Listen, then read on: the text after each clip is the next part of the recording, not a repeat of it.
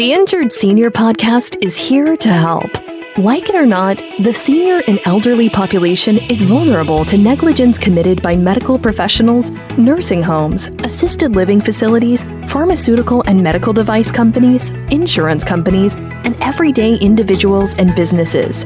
Your host, Steve Heisler, creator of the National Injured Senior Law Center, has been advocating for seniors' rights for over 30 years and is bringing you answers to your questions. This is the Injured Senior Podcast. Well, hello to all in our injured senior, elderly, and aging population community. This is Steve Heisler, CEO and founder of the National Injured Senior Law Center, and you're tuned in to our latest edition of the Injured Senior Podcast. I am your host, and it is awfully great to be with you today. So the Injured Senior Podcast is a show dedicated to discussing legal and medical issues of vital importance to seniors, elderly, and the aging population, as well as their children, loved ones, and caregivers. Folks, we are sponsored by the National Injured Senior Law Center, the legal advocates for older individuals who've been injured by the negligence of others. To learn more, go to injuredseniorhotline.com. So, friends, I had the pleasure of interviewing Billie Mintz on episode 21 of this podcast back a couple months ago.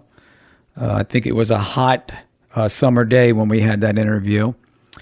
It was a fantastic interview, and we have Billie back again today to talk about abusive probate guardianships.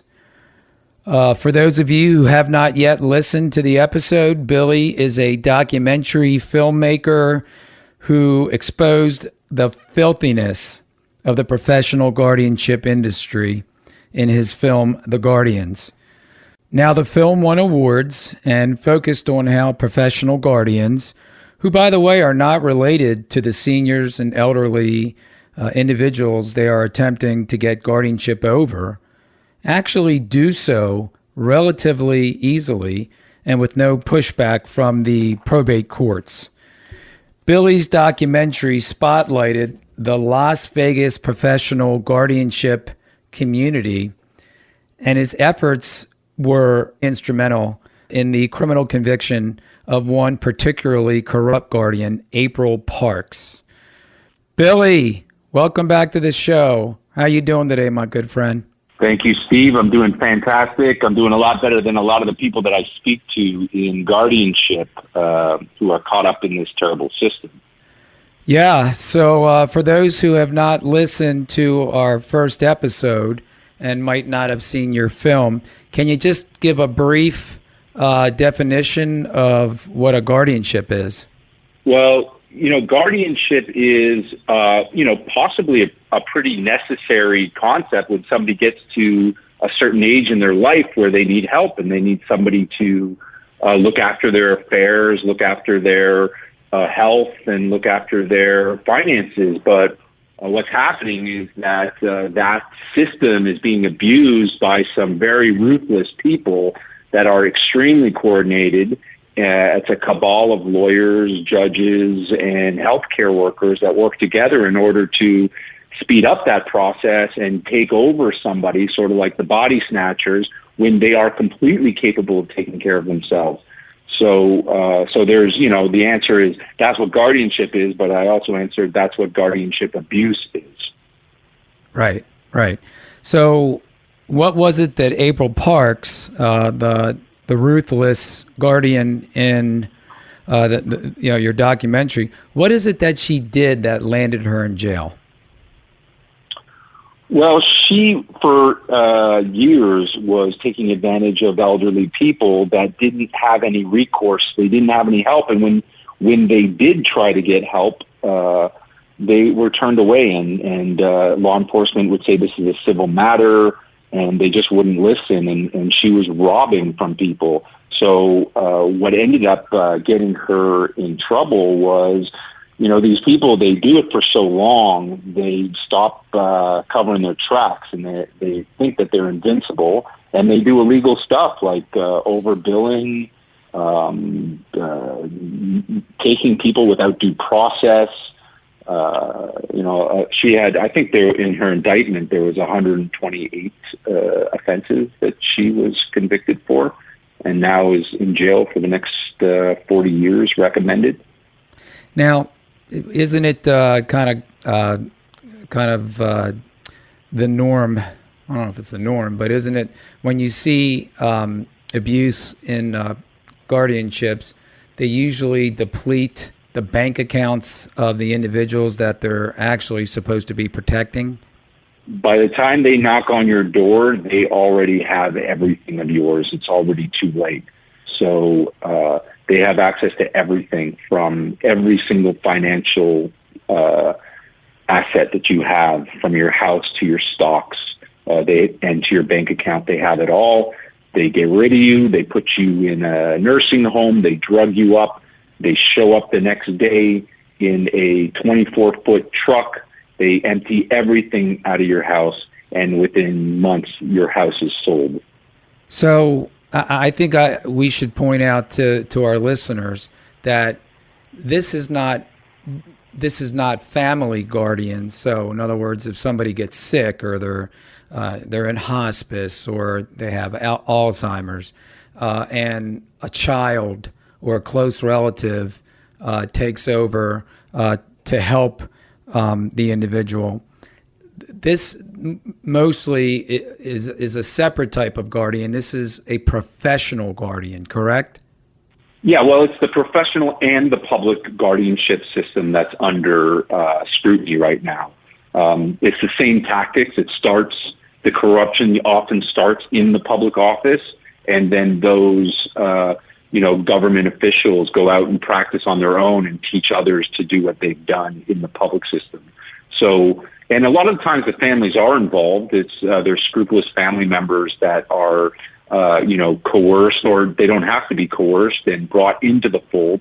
These for-profit professional guardians, they fare a lot better when they find, a sibling or somebody who's willing to comply with them. So, yeah, there's a difference. I mean, like I said at the beginning, there's a real need for guardianship for sure when we get to that age. But it's also being used as a conspiracy against people in order to, destroy them, take their money, and make the last years of their life completely miserable. And I agree. There's definitely, guardianships that are very, very needed and are a good thing because they're helping people who obviously are infirm and are not able to take care of themselves. But public guardians are not family members, correct? Yeah, well, there's public guardians, which is supposed to be for people who are indigent and don't have any money to pay a professional guardian. And that's why you have professional guardians who are for people who have the means to pay a guardian. But what we're finding is that the public guardians are in on the racket as well. And you always wonder, what is a public guardian doing with a multi-million-dollar estate? That is not what the public guardian is set up for. So yeah, they're both in on it. I don't get involved in like actual guardianship cases. There's no reason for me, because it's when a person needs a guardian. When I get involved is when I get a phone call from somebody that is in trouble because they have been incarcerated in a nursing home or a psych ward, and by a person that they don't know who has taken everything of them.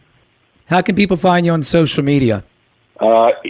BillieMintz.com, BillieMintz.com, and there's a contact link there. All right, buddy. We'll talk to you soon. Okay, talk soon. Thanks for what you're doing. You got it. Injured senior and aging population community, thanks for listening to today's episode. I want to again thank Billie Mintz for appearing on the show today. If you love the Injured Senior podcast, we'd love for you to subscribe, rate, and give us a review on your favorite podcast platform.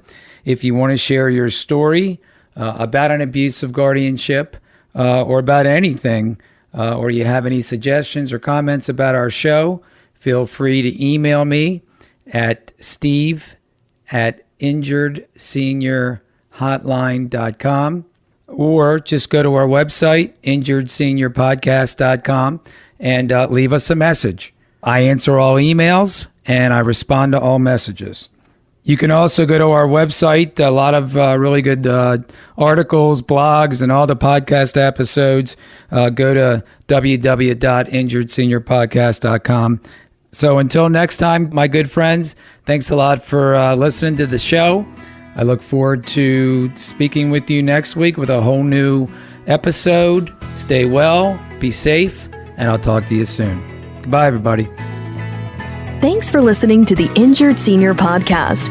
If you enjoyed the podcast, please rate, subscribe, review, and share on Apple, Google, or wherever you get your podcasts. Connect with us at injuredseniorpodcast.com and sign up for our newsletter.